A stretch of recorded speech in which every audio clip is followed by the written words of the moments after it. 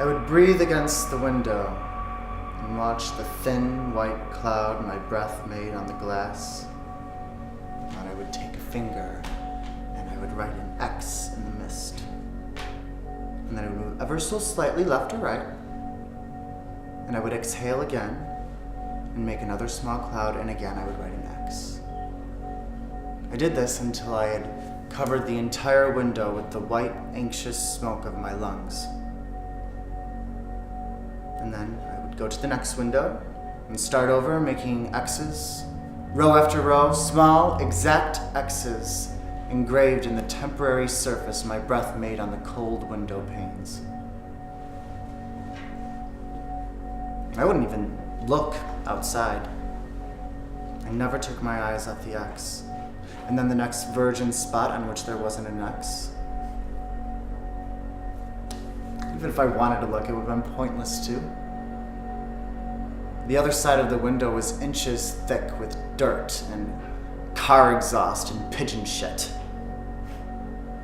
The light that penetrated through the window was a urine-colored little spot of light.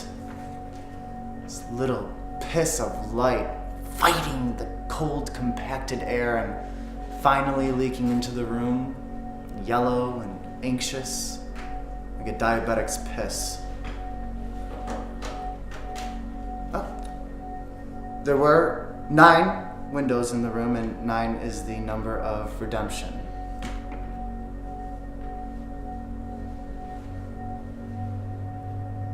I don't know why I made so many X's. The activity amazed me. I couldn't stop, not even when they brought me the food. The little trays with neatly wrapped sandwiches, which I ignored until I was nearly starving, and ate quickly because I never wanted to stop making the X's. In fact, hunger only heightened my desire, motivated me, gave me a heroic sense to continue the punishment, the shameful, secret ritual that had locked its iron jaws around my mind.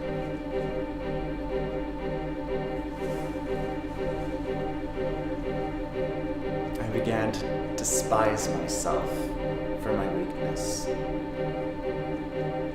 It wasn't a voice or a pair of hands, but some force that had seized me, and all of my cursing and rebellious fantasies were wasted on it. It's superior and inexhaustible. It commanded, commanded me to continue. Why did I obey? I loved food. I loved going to the bathroom. I loved living in my dreams. I loved exploring sin, but only in my imagination. Outside of my imagination, I was terrified of sin and would never commit one, and followed every rule, man-made or dictated by God, no matter how absurd. I listened, I followed. Fear motivated me, and I never strayed from the narrow pathway between birth and death.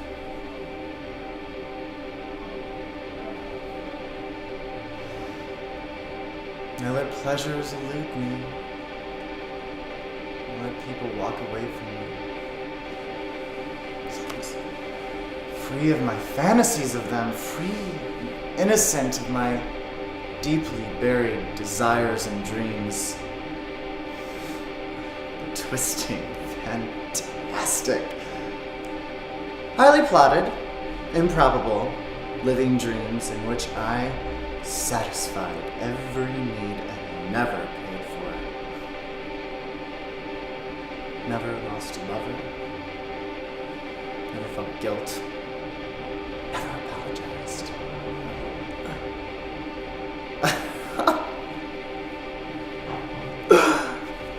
I turned my back on everything to make little miniature X's and great industrial windows. Small interconnecting X patterns as elaborate and as lovely as the Book of Kells.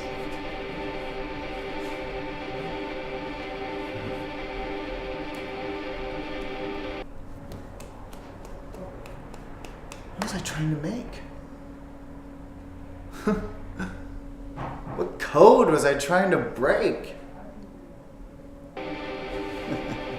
Yeah, at times I was vaguely aware of others in the room with me. I was aware of distant voices, detached and clinical, voices that freeze your blood and incense your mind. Voices I tried to ignore as I covered those vast windows with X's. I wanted to stop, address the voices, to turn around and viciously insult whoever it was who was speaking to me in such rude and disrespectful ways.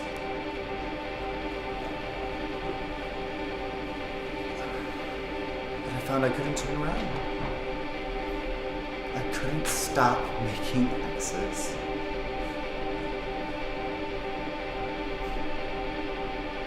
And night after night, sleepless, nearly starved, I continued my work and light that obscured my vision and among voices that confused my hearing.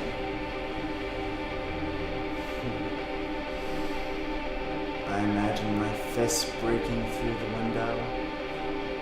I imagined throwing my only chair through the window. I imagined great, pure sunlight storming in, and then air. Pure air. And then space beyond the window. Space where I could walk and live and breathe and really live.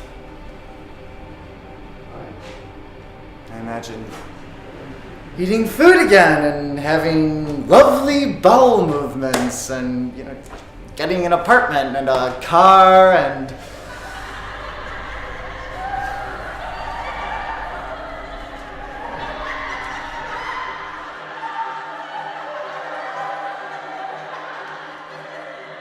maybe a temp job in a secure office in some old corporation that would take good care of me.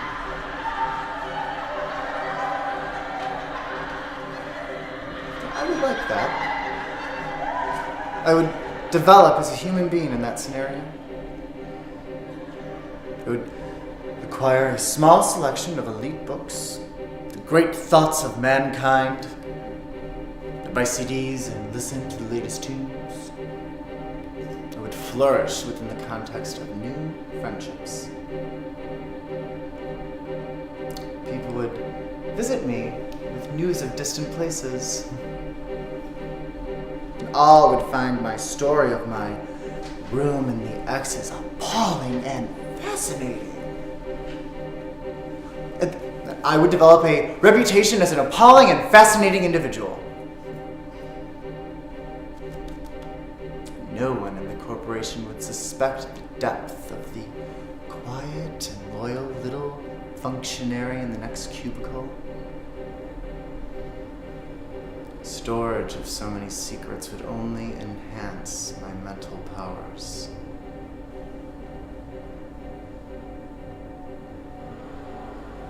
Over and over again, I was aware of my moral superiority.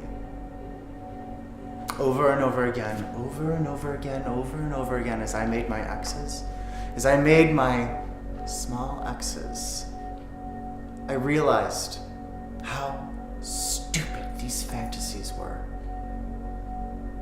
How abject and cruel. And my fantasies made me sick. And in that sickness, I found a strange liberation. Strange liberation is what you gave me.